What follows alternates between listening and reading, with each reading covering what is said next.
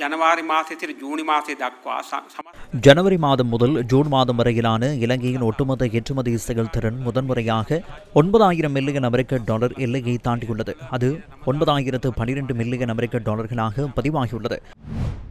HNB finance நிலையான வைப்புக்கு இப்பொழுது கவர்ச்சிகரமான வட்டி. வர்த்தக பொருட்கள் மூலமான ஏற்றுமதி வருமானம் 7,073 மில்லியன் அமெரிக்க டாலராகும். கடந்த வருடத்துடன் ஒப்பிடும்போது அதில் 8.95 வீத வளர்ச்சியை காண முடிகின்றது. சேவை துறையின் ஏற்றுமதி வருமானம் 1,038 மில்லியன் அமெரிக்க டாலராகும். அது கடந்த ஆண்டுடன் ஒப்பிடுகையில் 104.5 வீதமாக காணப்படுவதுடன் முதல் 6 மாதங்களில் ஒட்டுமொத்த ஏற்றுமதி தொகையானது 9,000 மில்லியன் அமெரிக்க டாலர் எல்லையை கடந்துள்ளது.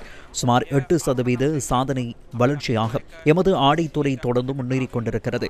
தேங்காய் சார்ந்த ஏற்றுமதி, ரப்பர் துறை ஏற்றுமதி, உணவு மற்றும் குடிபான வகைகள், ஆபரணத்துறை, அதேபோன்று கடல் உணவுகள், காய்கறிகள் மற்றும் பழங்கள் ஆகிய துறைகளின் மூலம் 6 மாதங்களில் குறிப்பிடத்தக்க வளர்ச்சியை காண முடிகின்றது. இது தவிர சேவை துறையை எடுத்துக்கொண்டால் தகவல் தொழில்நுட்பம் மற்றும் தளவாட போக்குவரத்து ஆகிய துறைகளிலும் முதல் 6 மாதங்களில் குறிப்பிடத்தக்க வளர்ச்சியை காண முடிகின்றது.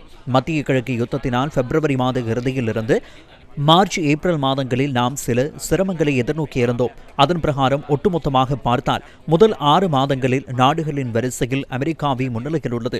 இதற்கு மேலதிகமாக India, Italy, Australia, Japan, Mexico போன்ற நாடுகளும் சீனாவும் இவ்வருடத்தின் முதல் 6 மாதங்களில் குறிப்பிடத்தக்க ஏற்றுமதி வருமான வளர்ச்சியை காட்டியுள்ளதை எம்மால் அவதானிக்கக்கூடியதாக உள்ளது.